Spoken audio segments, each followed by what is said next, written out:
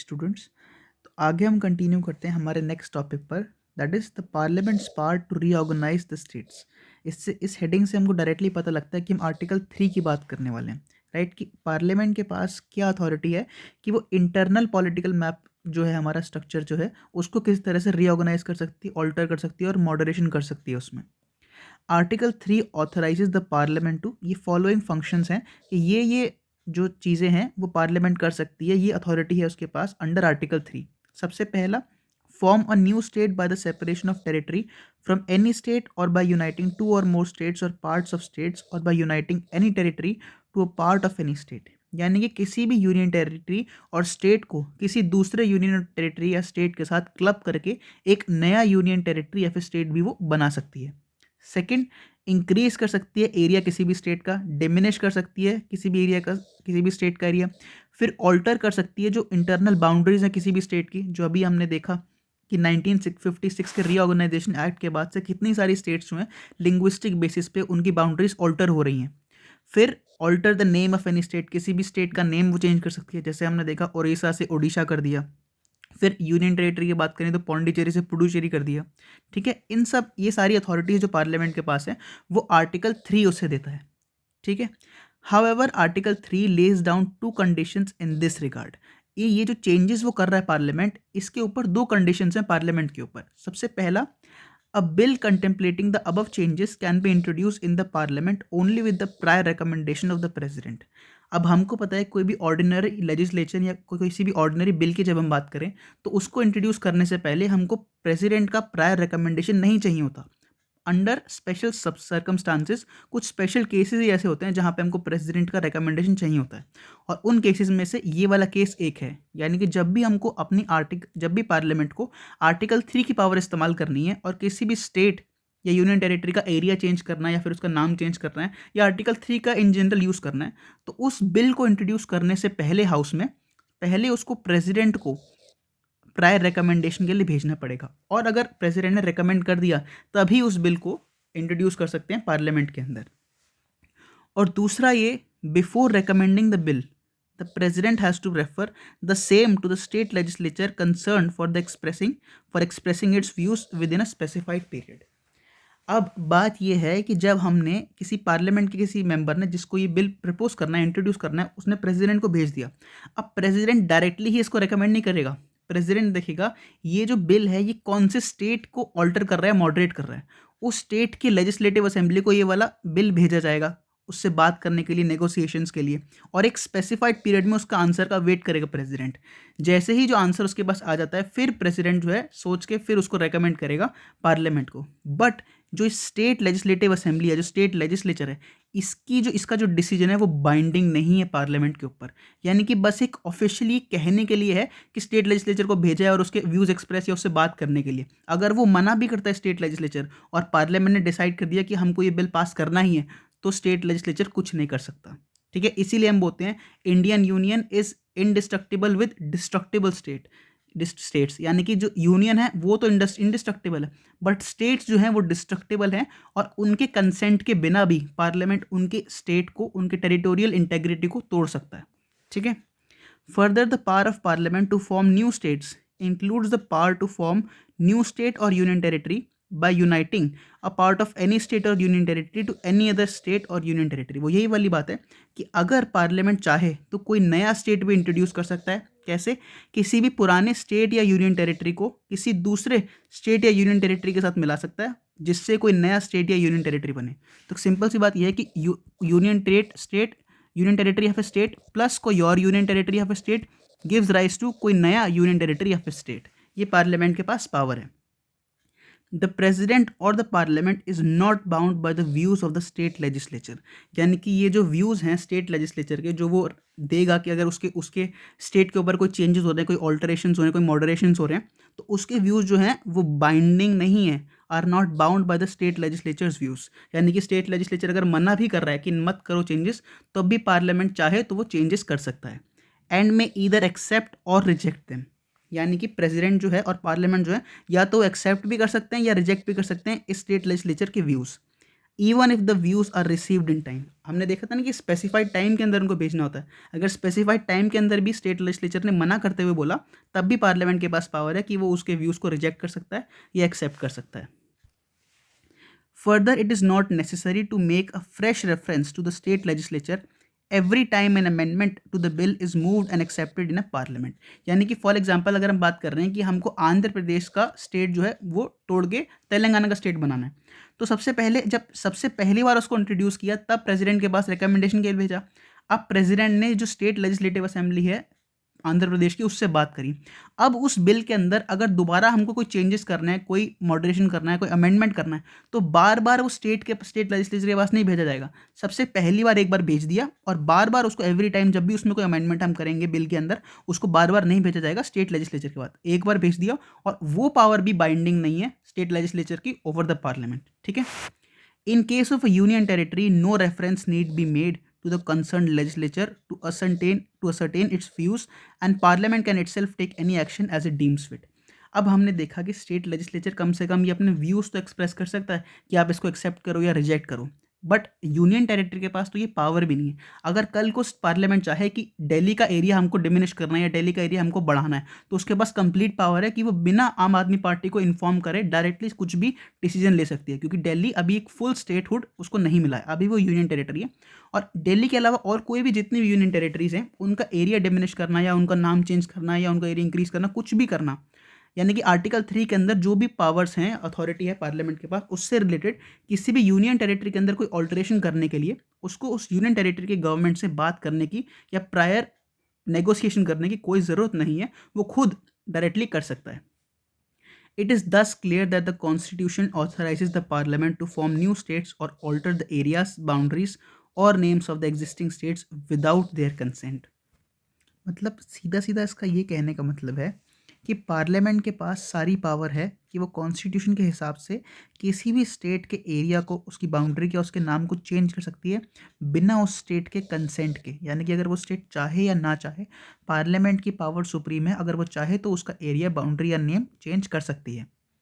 In other words, the parliament can redraw the political map of India according to its will. यानी कि जैसा parliament चाहे उसकी मर्जी के हिसाब से वो इंडिया का पॉलिटिकल मैप उसको रीड्रॉ कर सकती है, उसको चेंज कर सकती है internally. Hence, the territorial integrity or the continued existence of any state is not guaranteed by the constitution. इसका ये मतलब है कि हमारा कॉन्स्टिट्यूशन जो है किसी भी स्टेट की टेरिटोरियल इंटेग्रिटी या उसको एक सेफगार्ड या उसको एक कंटिन्यूड एग्जिस्टेंस गारंटी नहीं करता। यानी कि उसके पास कभी भी उसकी जो स्टेट है, उसका जो एरिया है, उसका जो बाउंड्री है, वो कभी भी चेंज हो सकता है।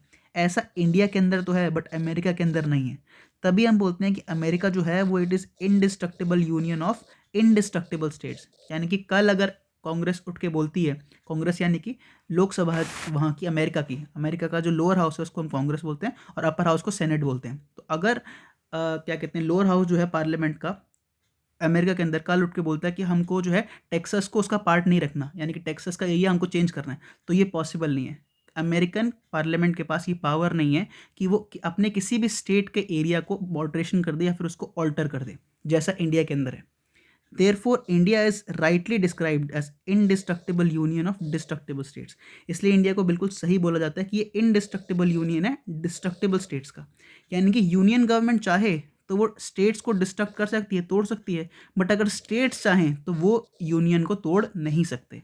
इसीलिए स्टेट्स जो हैं वो डिस्ट्रक्टिबल हैं, बट यूनियन जो है वो इनडिस्ट्रक्टिबल है। The union government can destroy the states, whereas the state governments can not destroy the union. इसलिए जो यूनियन है वो इनडिस्ट्रक्टिबल है बट स्टेट्स डिस्ट्रक्टिबल है। अमेरिका की अगर हम बात करें, in the US on the other hand the territorial integrity और continued existence of a state is guaranteed by the constitution. यानी कि कोई स्टेट अगर है, उसका एग्जिस्टेंस या उसकी जो बाउंड्रीज हैं उनमें कोई भी चेंजेस नहीं कर सकता पार्लियामेंट अपने हिसाब से। The American federal government can not form new states or alter the borders of existing states without the consent of the states concerned। कि बिना स्टेट से पूछे, बिना उनके कंसर्न के अमेरिकन फेडरल गवर्नमेंट जो है, जो सेंट्रल गवर्नमेंट है, वो चेंज नहीं कर सकता किसी भी स्टेट का एरिया या उसका नाम या उसके borders. That is why USA is described as indestructible union of indestructible states, कि यूनियन तो इंडिस्ट्रक्टिबल है इंडिया की तरह, बट स्टेट्स भी इंडिस्ट्रक्टिबल हैं, इंडिया की तरह डिस्ट्रक्टिबल स्टेट्स नहीं है वहाँ पे। मोर ओवर द कॉन्स्टिट्यूशन, अब हमने आर्टिकल 2 की बात कर ली, आर्टिकल 3 की बात कर ली, आर्टिकल 1 की बात कर ली, अब लास्टली हम बात करते हैं आर्टिकल 4 की। आर्टिकल 4 बस इतनी सी बात करता है कि जो भी हम चेंजेस कर रहे हैं अंडर आर्टिकल 2 या आर्टिकल 3, वो सारे के सारे चेंजेस जो हैं कॉन्स्टिट्यूशनल अमेंडमेंट एक्ट नहीं माने जाएंगे, यानी कि हम उसको जो है एक कॉन्स्टिट्यूशन के अंदर अमेंडमेंट की तरह नहीं देखेंगे, उसके अंदर हमको आर्टिकल 368 की कोई ज़रूरत नहीं पड़ेगी। हम बस एक ऑर्डिनरी लेजिस्लेटिव प्रोसेस की तरह एक सिंपल मेजोरिटी से आर्टिकल 2 और 3 की पावर इस्तेमाल करके स्टेट्स का जो रीऑर्गेनाइजेशन है वो कर सकते हैं। ठीक है, आर्टिकल 4 बस इतनी सी बात करता है कि हमको अंडर आर्टिकल 368 कॉन्स्टिट्यूशन के अंदर अमेंडमेंट की कोई ज़रूरत नहीं पड़ेगी अगर हम आर्टिकल 2 और 3 इस्तेमाल कर रहे हैं तो।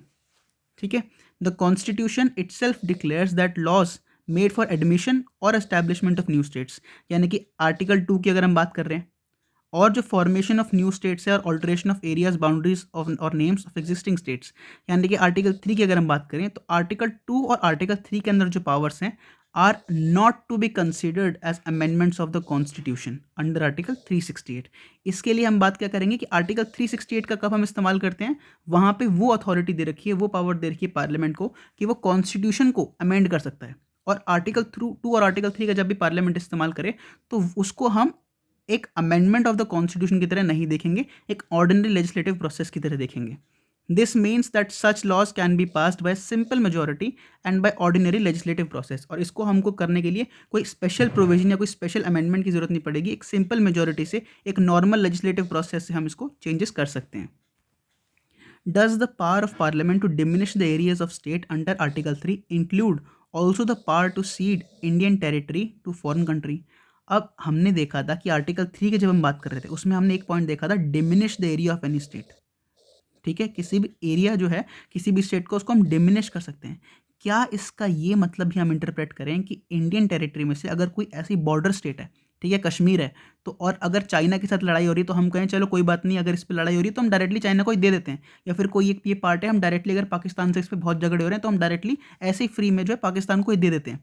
क्या इस आर्टिकल 3 के हिसाब से हम किसी अपने इंडियन पार्ट को ऐसे ही सीड कर सकते हैं या दे सकते हैं किसी और फॉरेन टेरिटरी को? इसके बारे में हम देखते हैं। ये क्वेश्चन उठा सबसे पहली बार 1960 के बेरूबारी यूनियन केस के अंदर, और क्या सुप्रीम कोर्ट के जजमेंट्स थे और उसके बारे में हम आगे डिस्कस करते हैं कि सुप्रीम कोर्ट ने क्या बोला कि क्या ये पॉसिबल है कि जो डिमिनिश जो हम कर रहे हैं एरिया अंडर आर्टिकल 3, क्या उसके अंदर ये भी इंक्लूडेड है कि हम किसी स्टेट का एरिया किसी दूसरी कंट्री को दे सकते हैं या नहीं दे सकते। This question came up for examination before the supreme court in a reference made by president in 1960। 1960 में सबसे पहली बार कोर्ट के सामने ये क्वेश्चन आया था और प्रेसिडेंट से भी पूछा गया। The decision of the central government to cede part of a territory known as Berubari union. ये बेरूबारी यूनियन केस जो है ये उस टाइम पे हमारा बांग्लादेश तो बना नहीं था, ईस्ट पाकिस्तान था 1960 के अंदर। 1971 के वॉर से पहले तो बांग्लादेश था ही नहीं। तो बेरूबारी यूनियन का जो केस था, जो वेस्ट बंगाल में जो जगह है, ठीक है, वो पाकिस्तान के साथ उसमें डिस्प्यूट्स हो रहे थे। तो ये क्वेश्चन आया कि क्या हमको बेरूबारी जगह जो है यूनियन जो है वो पाकिस्तान को उस टाइम पे ईस्ट पाकिस्तान को दे देनी चाहिए, right. To cede part of a territory known as Berubari union to Pakistan led to political agitation and controversy. इस क्वेश्चन के ऊपर खूब एजिटेशन और खूब कंट्रोवर्सी हुई देश के अंदर, and thereby necessitated the presidential reference. इसलिए हमको प्रेसिडेंट के रेफरेंस की ज़रूरत पड़ी।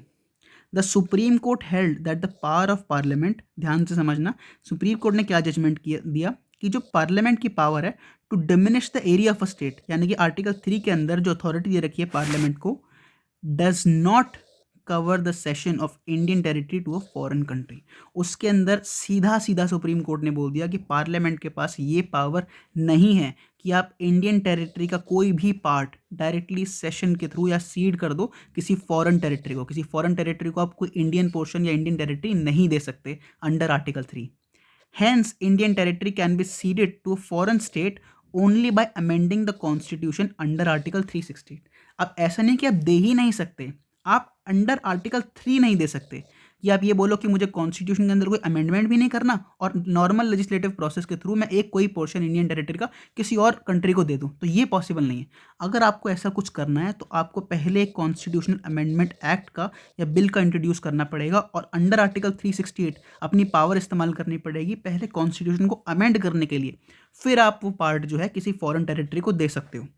और कॉन्सिक्वेंटली क्या हुआ कि अगर हमको बेरूबारी यूनियन केस को अगर आगे बढ़ाना था, तो अगर हम अब चाहें कि हमको वो बेरूबारी यूनियन जो है वो बांग्लादेश को या फिर ईस्ट पाकिस्तान को उस टाइम पे देना है, तो हमको एक कॉन्स्टिट्यूशनल अमेंडमेंट एक्ट की ज़रूरत पड़ेगी।